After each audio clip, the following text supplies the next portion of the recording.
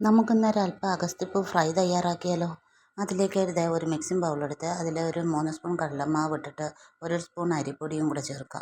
അതിലേക്ക് ആവശ്യമായ ഉപ്പും ചേർത്തിട്ട് ഒരു 1/2 സ്പൂൺ കായപ്പൊടിയും മഞ്ഞൾപ്പൊടിയും മുളക് പൊടി 1 സ്പൂൺ ചിക്കൻ മസാല ഇവയെല്ലാം കൂടെ ചേർത്തിട്ട് നന്നായിട്ടൊന്ന് കലക്കിയെടുക്കുക. വെള്ളം ചേർത്തിട്ട് ഒരുപാട് ലൂസാവാതെ കലക്കിയെടുക്കുക. എന്നിട്ട് നമുക്ക് വൃത്തിയാക്കി വെച്ചേക്കുന്ന അഗസ്ത്യപ്പൂ എടുക്കണം.